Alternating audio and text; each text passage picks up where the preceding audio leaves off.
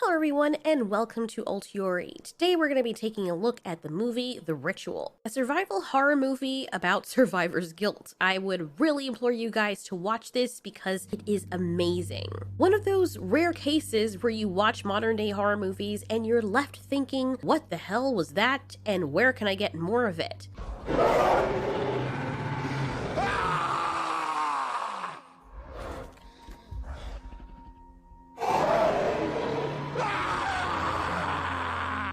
There's so many questions that a lot of people had for this movie. One of the questions is, why didn't the creature kill Luke at the end of the movie? First, let's get an idea of what this creature is to understand it. The monster from The Ritual, as you can see in these artist depictions, is actually based on a creature from Norse mythology called the Jotunn. This nightmarish thing on 4 legs is actually the child or son of Loki. And in every artist depiction, you can see that this thing has the body of a hoofed animal, maybe an elk, because that seems to be what it bears likeness to. And then it's freaking weird because it looks like it has 2 pieces of a human on either side of its head that makes up its head. As portrayed better in this artist's rendition, you can see that his head is complete with a hooded face, one that you never really see because it's always bathed in darkness with yellow glowing eyes, human-like arms extending down from the face, and then a human torso with a severed head on the top and antlers for hands, or horns, or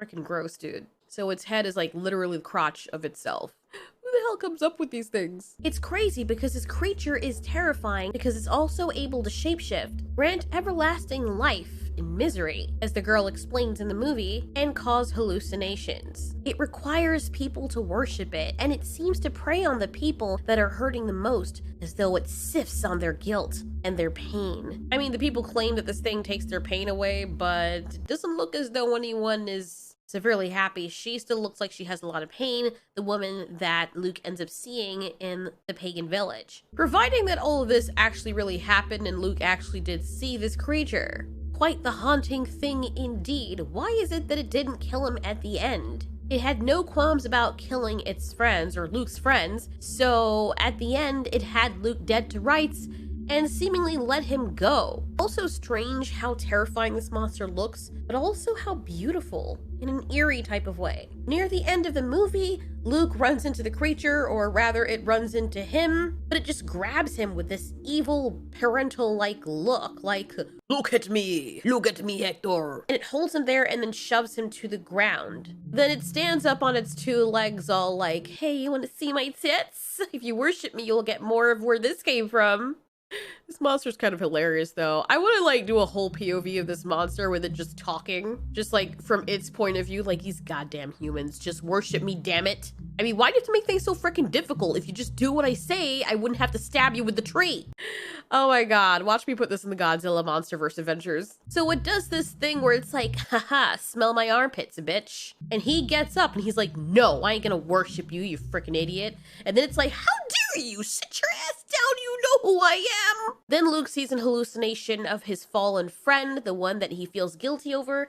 And I think this is the Jotunn's way of reminding him why he should suffer, reminding him why he needs the monster. You see, this monster requires people to be hurting for them to be effective to whatever it's got going on. It requires their worship, it requires their pain, kind of like an abusive relationship. There's some people who will seek after people on purpose just because they're hurting so that they can look like the saviors. And if that person starts to get better, just check it out. If that person starts to get better, all of a sudden that abuser's like, oh yeah, that's great. You know what? You're looking kind of fat there. No one will ever love you if you're like that constantly. Good thing you have me in your life so that doesn't have to happen. You don't have to be alone. You remind the person of how horrible they are, and you try to keep them in that sick mental state so that they always need you to lean on. It's an egotistical, narcissistic, and really sadistic way of dealing with things. And that comes from some serious insecurity, if I might say,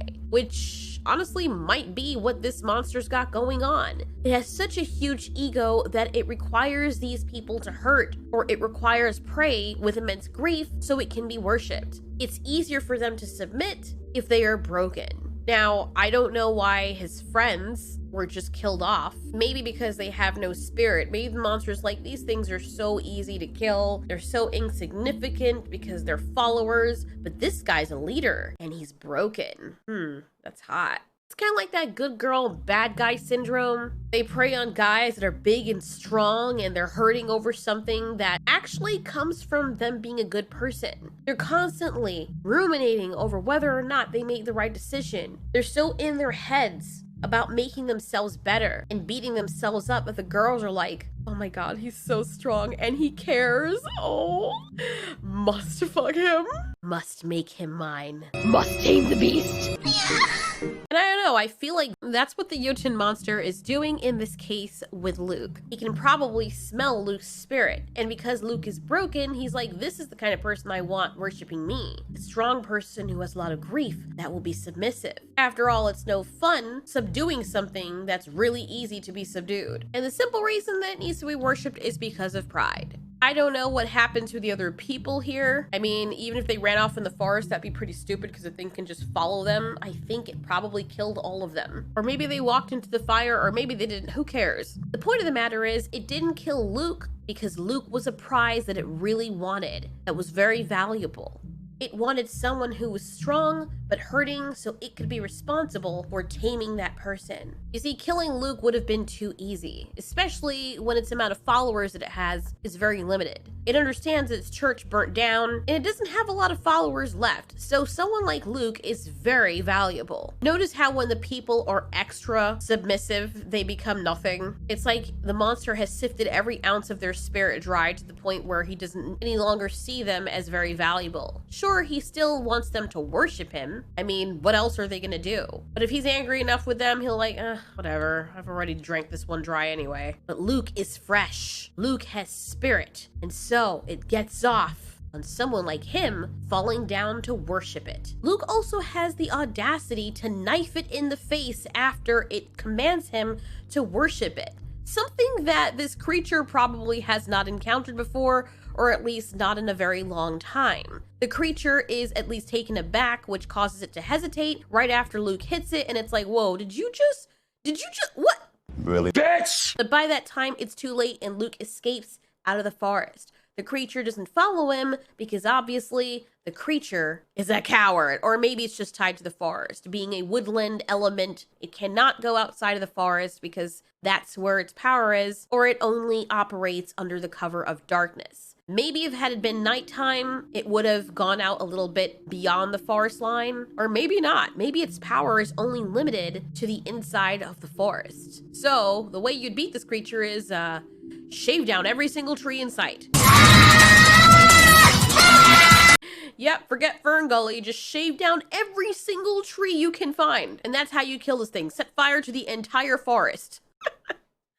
Oh, that was such an interesting movie and a great design for this creature. It was beautifully designed. I absolutely love this movie. And learning about movies like this really helps you to educate yourself more on certain elements of mythology. So when you look at scenes like this,